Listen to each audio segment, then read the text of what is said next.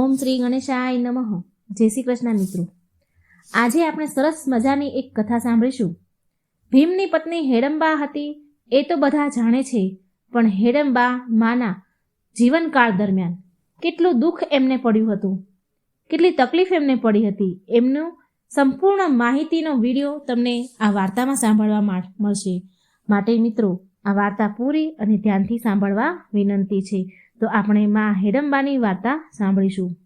આપણામાંથી ઘણા બધા લોકો હેડંબા વિશે એટલું તો જાણીએ છીએ કે ભીમની પત્ની હતી, પરંતુ આપણે એ નથી જાણતા એ વાત કે હેડંબાનું આખું જીવન કેવું હતું.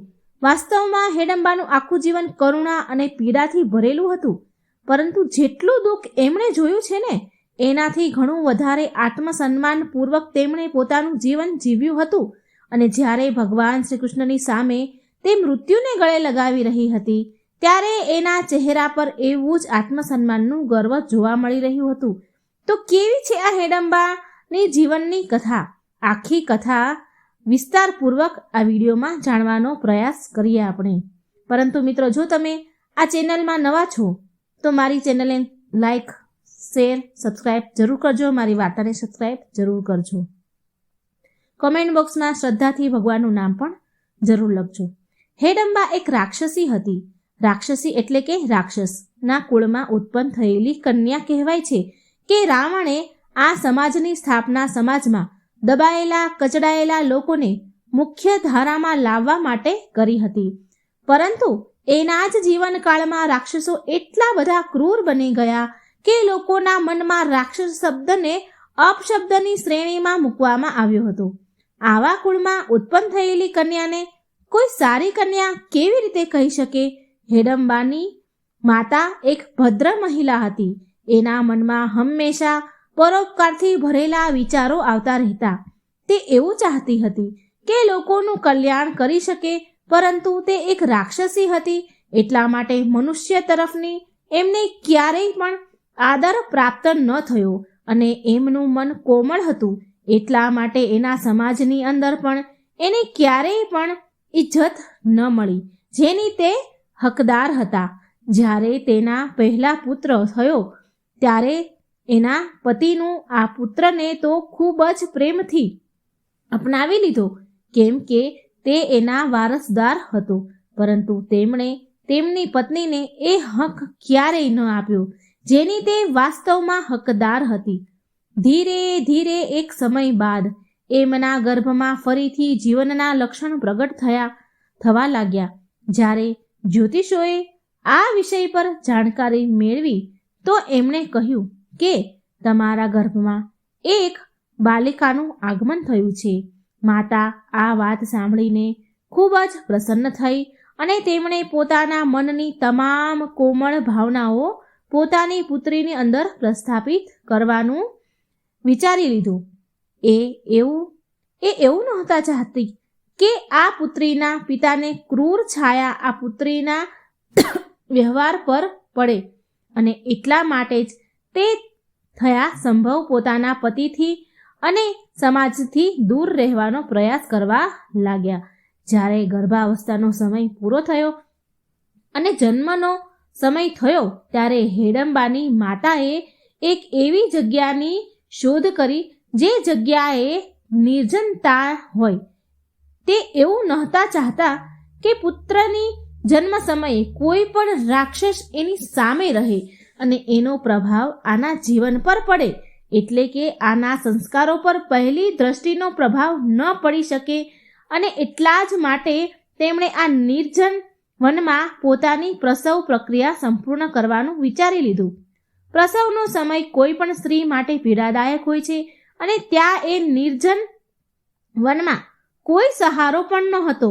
કહેવાય છે કે હેડંબાની માતાને આ નિર્જન વનમાં એક લાકડાનું ઠૂઠું પકડી લીધું અને હેડંબાને જન્મ આપ્યો. અને જ્યારે હેડંબાનો જન્મ થયો એટલે તરત જ આ લાકડાના ઠૂઠામાંથી પલ્લવ બહાર નીકળવા લાગ્યું. અને આ જોઈને માતાને આ નવજાત બાળકીનું નામ પલ્લવી રાખ્યું, કેમ કે દ્વાપર યુગનો સમય હતો અને એ સમયમાં સ્ત્રીઓનું પોતાનું એક અલગ વ્યક્તિત્વ નહોતું માનવામાં આવતું. એટલા માટે પલ્લવી નામથી એને કોઈ નહોતું બોલાવતું. તે હંમેશા માટે હેડંબની નાની બહેન હેડંબા રહી.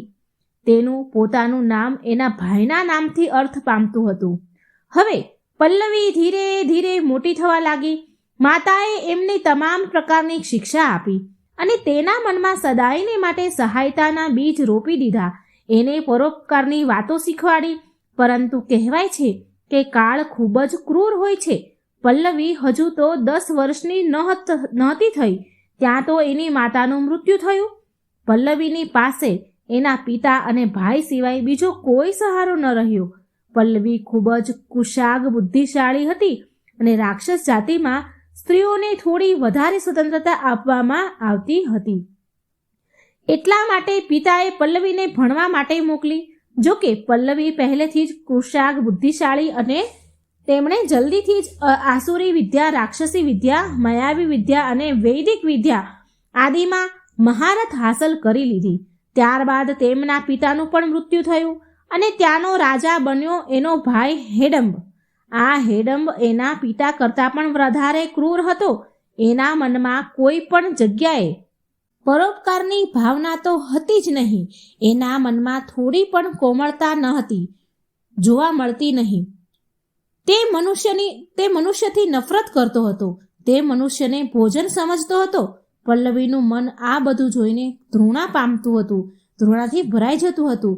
તે યથાસંભવ પોતાના ભાઈને રોકવાનો પ્રયાસ કરતી, પરંતુ એનો ભાઈ તેના વશમાં નહોતો રહેતો અને તે ત્યાંનો રાજા હતો અને પલ્લવી એક સ્ત્રી હતી. પરંતુ એનો ભાઈ પલ્લવીને પણ રોકતો નહીં, કેમ કે પલ્લવી માયાવી વિદ્યામાં એટલી નિપુણ હતી કે તે પોતાના રાજ્યના સંચાલન માટે પલ્લવીની સહાયતા માંગતો રહેતો હતો. એટલા માટે ક્યારેક ક્યારેક પલ્લવીની કઠોર વાતો પણ તે સાંભળવી લેતો. આવી રીતે સમય વીતતો ગયો.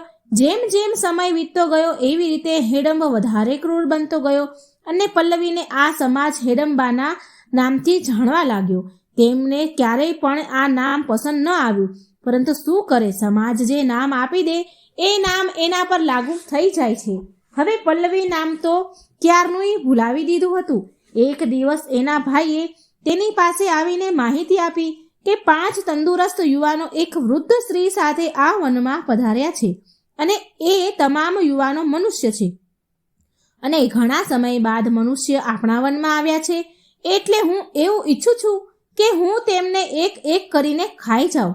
એટલા માટે તું તારી માયાવી વિદ્યા દ્વારા એમને મારી પાસે લાવવાનો પ્રયાસ કર. હેડંબા એના ભાઈની વાતો એમ તો નહોતી માનતી, પરંતુ જ્યારે તેનો ભાઈ ભારપૂર્વક કહેતો હતો તો એની પાસે એની વાત માનવા સિવાય બીજો કોઈ વિકલ્પ રહેતો ન હતો.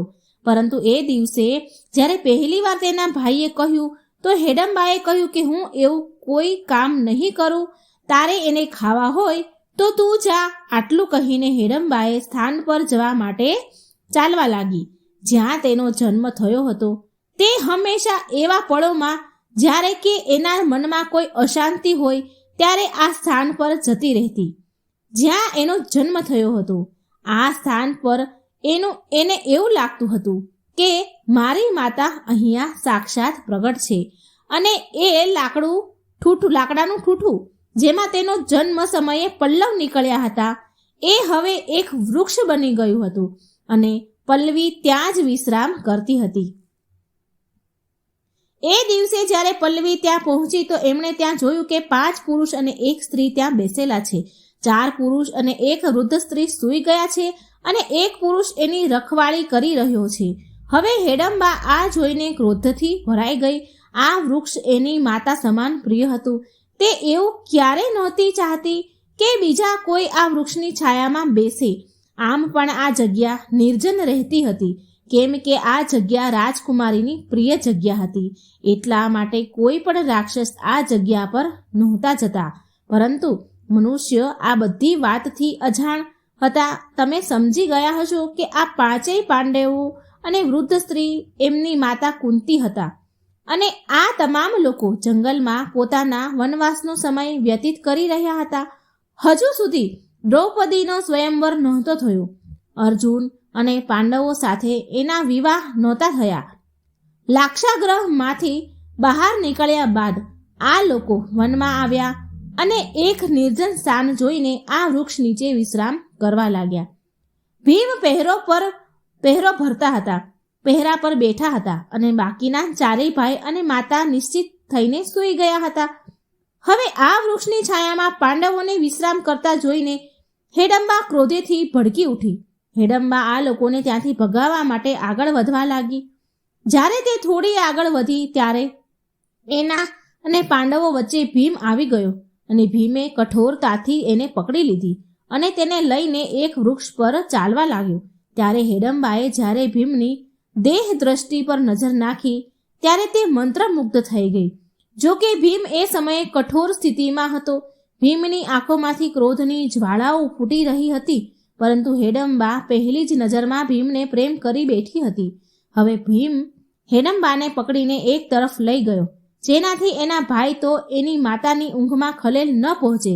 ત્યાં જઈને એમણે કહ્યું કે અમે તમારો કોઈ અપરાધ નથી કર્યો, તો પણ તું અમને શું કામ મારવા માંગે છે? હવે હેડંબા ભીમને ખૂબ જ પ્રેમ ભરી નજરે જોઈ રહી હતી. હેડંબા રાક્ષસી હતી, પરંતુ ખૂબ જ સુંદર હતી. એનું રૂપ એક અપ્સરા કરતાં પણ સુંદર હતું. એટલે ભીમ પણ હેડંબાને જોઈને મોહિત થવા લાગ્યા. પરંતુ એના મનમાં ગુસ્સો પણ હતો કે આ સ્ત્રી વગર કારણે અમને શું કામ મારવા માંગે છે. જ્યારે ભીમે હેડંબાને આ વાત પર કઠોરતાથી પૂછ્યું ત્યારે હેડંબાએ હસીને આખી કહાની જણાવી અને કહ્યું કે આ મારું સ્થાન છે અને મારા સ્થાન પર કોઈ વિશ્રામ કરે તો હું એ વાત કેવી રીતે સહન કરી શકું. ત્યારે ભીમે કહ્યું કે આ તો નિર્જન વન છે અને વન કોઈ એકનું નથી હોતું, તમામનું હોય છે. જે આ જગ્યાએ હોય છે એ જ એનો હિસ્સો હોય છે. ત્યારે હેડંબાએ કહ્યું કે આ વન મારું નથી, પરંતુ આ સ્થાનથી મારી માતાની યાદો જોડાયેલી છે, એટલા માટે હું ભાવુક થઈ ગઈ. શું તમે જ એ 5 પ્રાણીઓ છો જેના વિશે મારો ભાઈ વાત કરી રહ્યો હતો?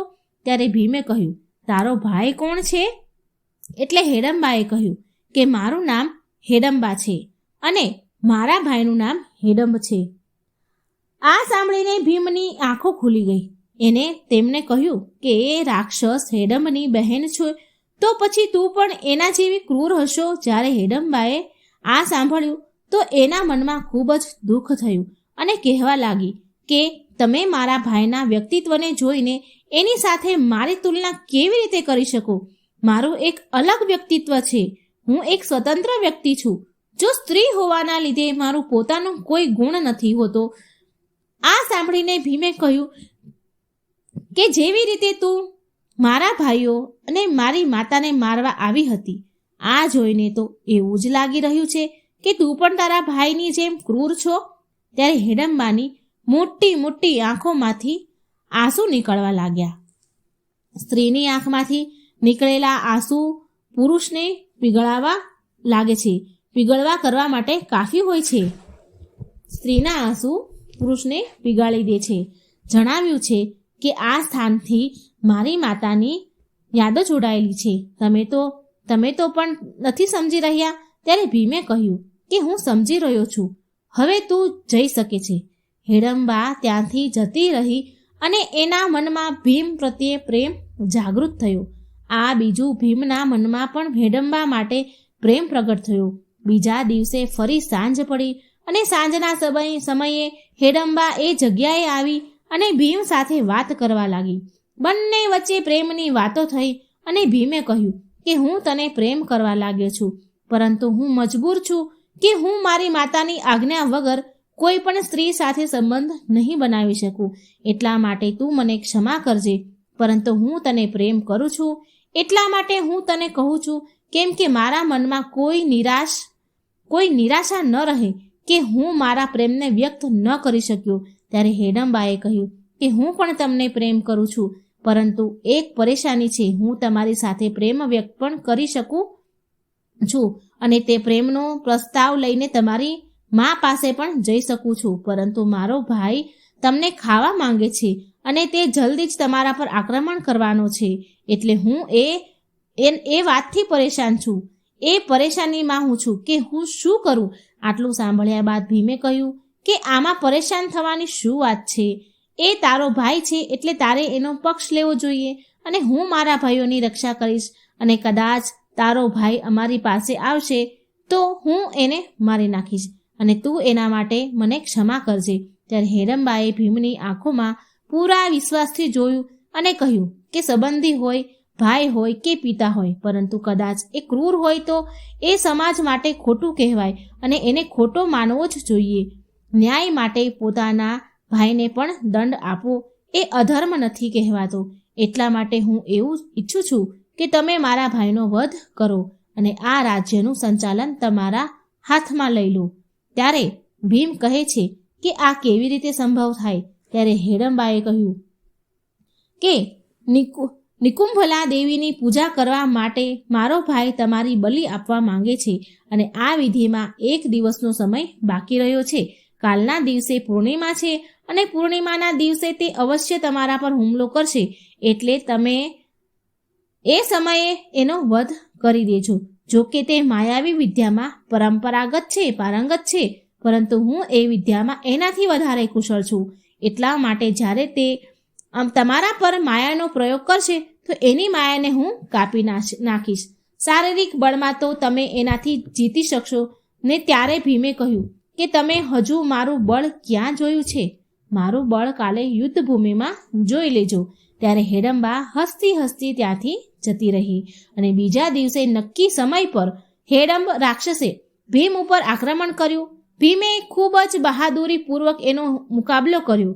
આ યુદ્ધમાં એક સમયે તો પોતાની માયાવી વિદ્યાથી હેડમ્બ ભીમ પર ભારે પડવા લાગ્યો, પરંતુ એ જ સમયે હેડમ્બા એ પોતાની માયાવી વિદ્યા દ્વારા એના ભાઈની વિદ્યાને કાપી નાખી અને ત્યારબાદ ફક્ત શારીરિક બળનું યુદ્ધ થયું. તો ભીમ સામે હેડમ્બ રાક્ષસ કેટલી વાર ટકી શકે?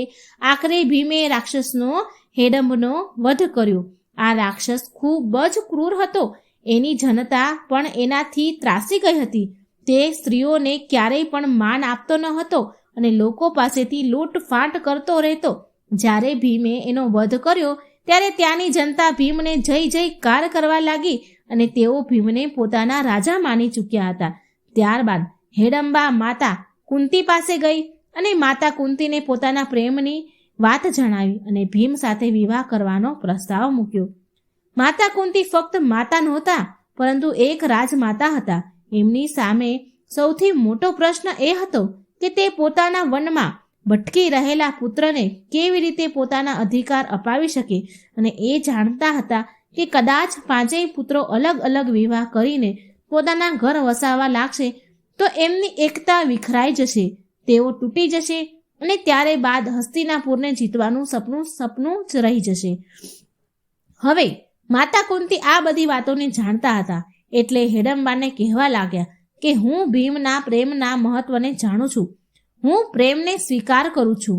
હું ભીમને તારી સાથે વિવાહ કરવાની અનુમતિ પણ આપી દઈશ, પરંતુ હું તને મારી કુળવધૂના રૂપમાં સ્વીકાર નહીં કરી શકું, કેમ કે અમે આર્ય છીએ અને તું રાક્ષસી છો અને એક જ આર્યની કુળવધુ રાક્ષસી બને એ આ સમાજ ક્યારેય સ્વીકાર નહીં કરે અને મારે મારા પુત્રોને હસ્તિનાપુરના રાજા બનાવવાના છે અને એટલા માટે સમાજ એના પક્ષમાં રહે એ ખૂબ જ આવશ્યક છે.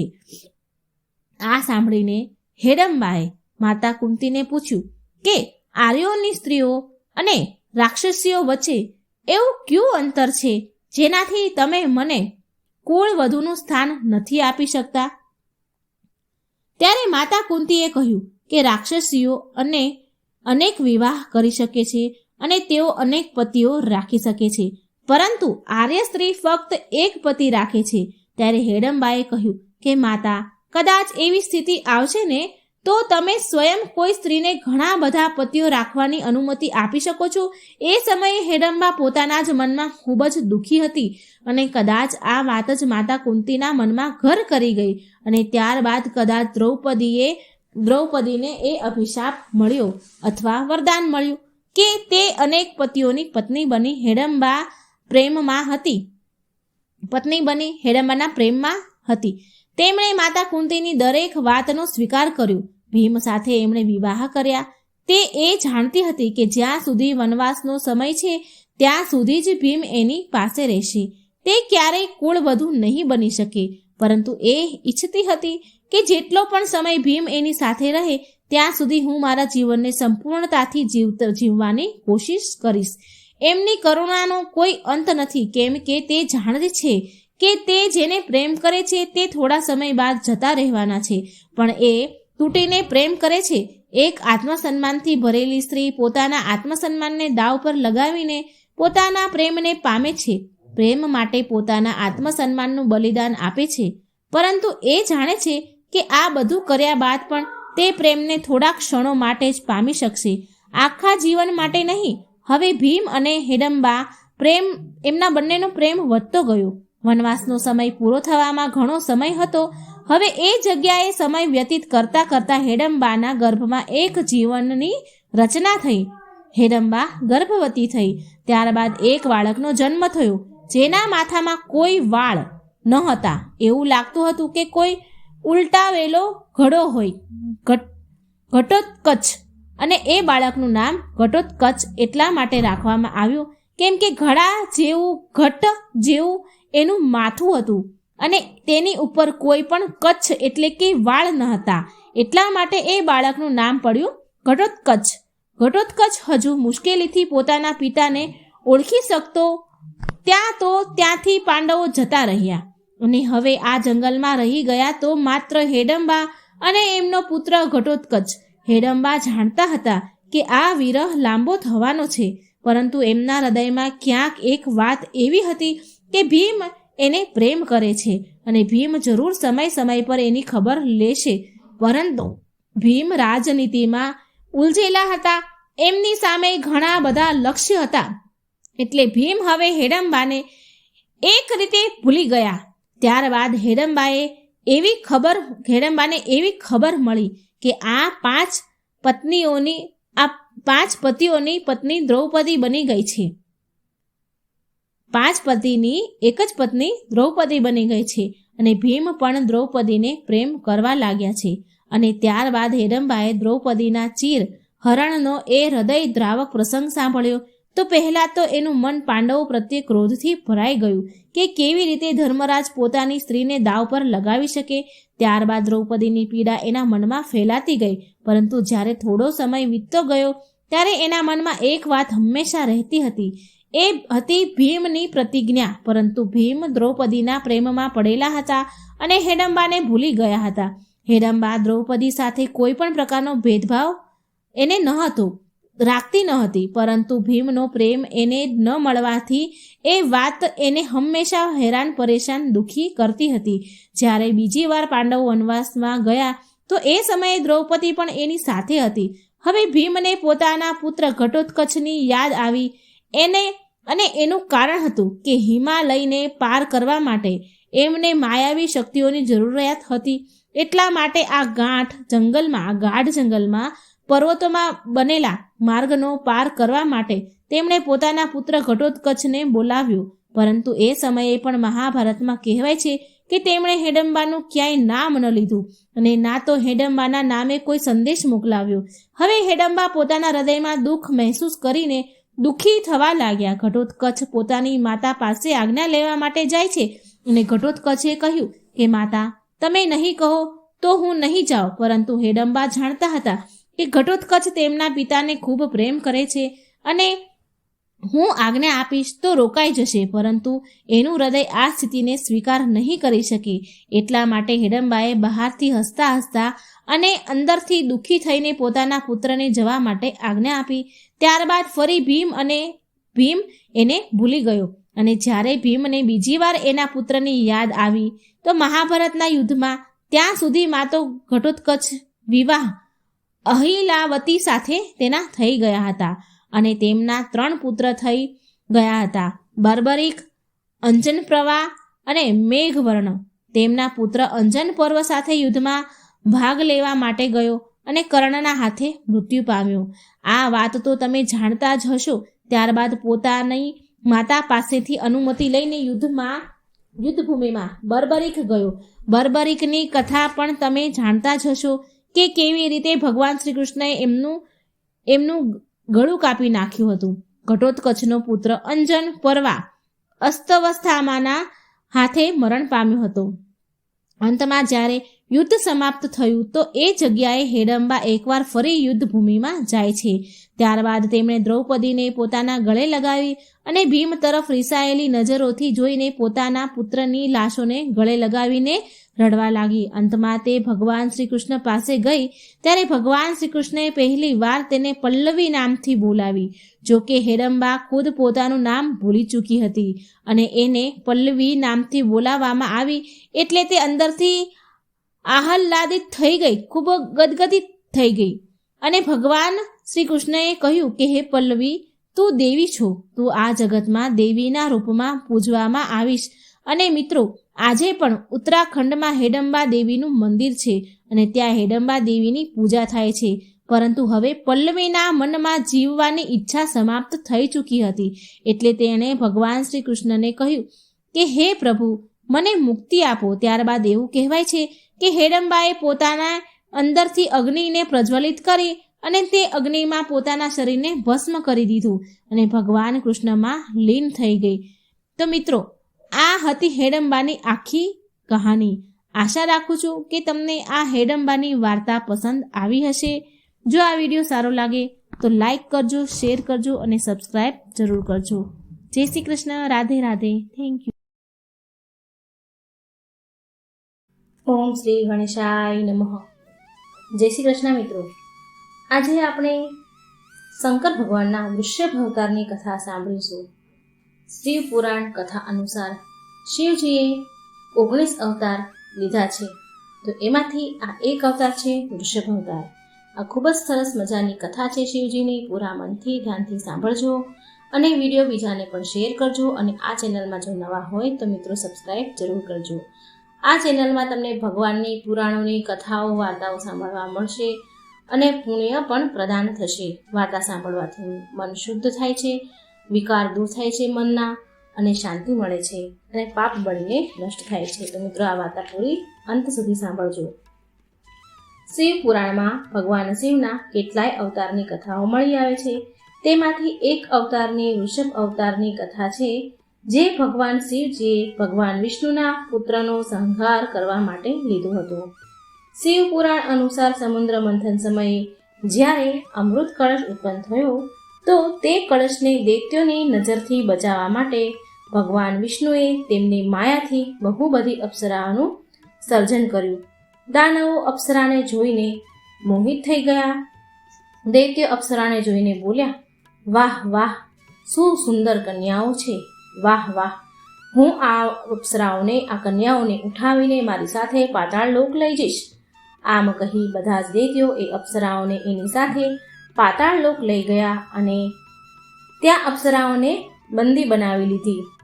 પછી દૈત્યો તે અપ્સરાઓને પાતાળ લોક મૂકી પાછા અમૃત કળશ મેળવવા માટે સમુદ્ર મંથન પાસે આવ્યા. પણ ત્યાં સુધીમાં તો દેવતાઓ અમૃત પાન કરી ચૂક્યા હતા. આ જોઈને દાનવ બહુ ક્રોધિત થયા. દૈત્યો બોલ્યા કે બહુ મોટો છળ કર્યો છે અમારી સાથે, બહુ મોટો અપરાધ, બહુ મોટો છળ કર્યો છે દેવતાઓએ અમારી સાથે, અમે નહીં છોડીએ દેવતાઓને. આમ કહીને આક્રમણ કરીને નાદ કર્યો અને બધા જ દાનવો દેવતાઓ પર તૂટી પડ્યા, આક્રમણ કરવા લાગ્યા, એક બીજા સાથે યુદ્ધ કરવા માંડ્યા. અમૃત પાનના કારણે દેવતાઓ અજર અમર થઈ ચૂક્યા હતા, જેનાથી દૈત્યોને હારનો સામનો કરવો પડી રહ્યો હતો.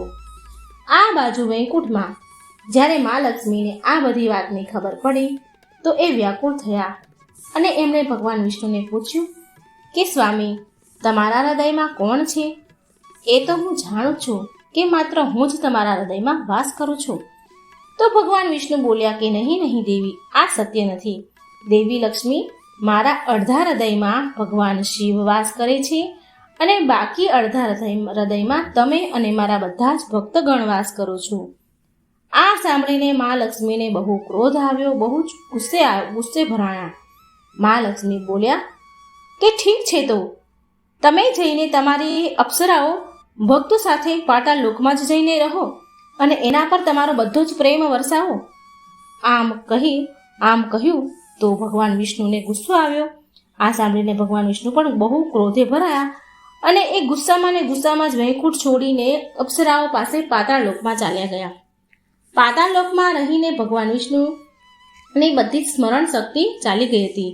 પાતાળ લોકમાં રહીને ભગવાન વિષ્ણુ બધા જ કાર્યો તેમની યાદ શક્તિ બધું જ ભૂલી ગયા અને નારાયણ ત્યાં થઈને રહી ગયા, પાતાળ લોકના થઈને રહી ગયા. પણ એનાથી આખી સૃષ્ટિમાં ત્રાહિમામ મચી ગયું. ભગવાન વિષ્ણુ પાતાળ લોકમાં ચાલ્યા ગયા તો અપ્સરાઓથી તેમને અમુક પુત્રોની પ્રાપ્તિ થઈ. અપ્સરાઓને અમુક પુત્રોને જન્મ આપ્યો, પણ તેમના બધા જ પુત્રો રાક્ષસ પ્રવૃત્તિના હતા, એટલે તેમણે ત્રણેય લોકમાં ઉત્પાત મચાવ્યું. આ બધું જોઈને મા લક્ષ્મીને તેમની ભૂલનો આભાસ થઈ ગયો અને બધા જ દેવતાઓ તેમની સમસ્યાઓ લઈને બ્રહ્માજી પાસે આવ્યા અને બ્રહ્માજી બોલ્યા, હવે તમારી બધાની સહાયતા તો માત્ર શિવજી જ કરી શકે છે. માટે બધા જ દેવતાઓ માતા લક્ષ્મીજીને સાથે લઈને મહાદેવ પાસે ગયા. મહાદેવ પાસે આવીને મા લક્ષ્મી બોલ્યા કે હે મહાદેવ, હવે તમે જ મારી સહાયતા કરી શકો છો. મારી એક ભૂલના કારણે આ સૃષ્ટિને બધું ભોગવવું પડી રહ્યું છે. હવે તમે જ મારા સ્વામી હરિ વિષ્ણુને અને તેમની યાદ શક્તિ પાછી તમે લાવી શકો છો. એટલે મહાદેવ બોલ્યા, અવશ્ય દેવી લક્ષ્મી, હું તમારી અને આ સૃષ્ટિની સહાયતા જરૂર કરીશ. આમ કહીને મહાદેવે એક વાદળી રંગના બળદનો વૃષભ અવતાર લીધો અને વિષ્ણુ ભગવાન પાસે પાતાળ લોકમાં વિષ્ણુ પુત્રોનો નાશ કરવા માટે પહોંચી ગયા. ત્યાં જઈને તેમણે વિષ્ણુ ભગવાનના બધા જ પુત્રોને મારી નાખ્યા. આ જોઈને ભગવાન વિષ્ણુ બહુ ક્રોધે ભરાઈ ગયા અને તેમણે વૃષભ અવતાર ધારણ કરેલ શિવજી પર આક્રમણ કરવાનું શરૂ કરી દીધું. પછી ભગવાન વિષ્ણુએ તેમનું સુદર્શન ચક્ર છોડ્યું, પણ ત્યાં ભગવાન ગણેશ પ્રગટ થયા. તેમણે સુદર્શન ચક્રને રોકી લીધું. સાથે એ પણ બોલ્યા, ગણપતિજી કહે છે કે હે શ્રી હરિ વિષ્ણુ, તમે આ શું કરી રહ્યા છો? શું તમને યાદ છે તમે કોણ છો? તમને આભાસ પણ છે કે તમે કોણ છો? શું તમે શું કરી રહ્યા છો? શું તમે જાણો છો કે આ દિવ્ય અવતાર તમારી પાસે કેવી રીતે આવ્યા છે? તો વિષ્ણુ ભગવાન બોલ્યા, નહીં, મને કંઈ પણ યાદ નથી. પછી ગણપતિજીએ એમની શક્તિથી બધું જ યાદ અપાવ્યું. પછી ભગવાન નારાયણને બધું જ યાદ આવ્યું અને બોલ્યા, અરે આ મારાથી શું થઈ ગયું? મારા હાથે અનર્થ જવા થઈ રહ્યું હતું. હે મહાદેવ, હે પ્રભુ, મને ક્ષમા કરજો. જે હું તમારી સાથે યુદ્ધ કરવાની ભૂલ કરી રહ્યો હતો એના માટે મને ક્ષમા કરો. પછી મહાદેવ તેમના અસલ રૂપમાં આવ્યા, પ્રગટ થયા અને હસીને ભગવાન વિષ્ણુને ક્ષમા કર્યું. વિષ્ણુ ભગવાન પાછા વૈકુંઠ લોક આવ્યા, પરંતુ તેમનું સુદર્શન ચક્ર તો પાતાળ લોકમાં જ રહી ગયું હતું. તો તેને લેવા માટે ભગવાન વિષ્ણુ ફરી પાછા પાતાળ લોક સુદર્શન ચક્ર લેવા માટે જઈ રહ્યા હતા. તો મહાદેવે તેમને આગ્રહ કર્યો કે હે નારાયણ, પાતાળ લોકમાં સંતુલન બનાવી રાખવા માટે અને ત્યાં ધર્મ જાગૃત થવા માટે તમારા સુદર્શન ચક્રને ત્યાં જ રહેવા દો. ત્યાર પછી મહાદેવે બીજું સુદર્શન ચક્ર પ્રગટ કર્યું અને તે ભગવાન વિષ્ણુને પ્રદાન કર્યું. પછી ભગવાન વિષ્ણુ મા લક્ષ્મી સાથે વૈકુંઠમાં આનંદથી રહેવા લાગ્યા. તો મિત્રો, આ હતી શિવજીના વૃષભ અવતારની કથા. મિત્રો, આ વાર્તા ખૂબ શેર કરજો, જેથી ભગવાનની કથા સાંભળવાનો અવસર બીજાને મળે, આપણને પુણ્ય પ્રદાન થાય. જય શ્રી કૃષ્ણ. રાધે રાધે. Thank you.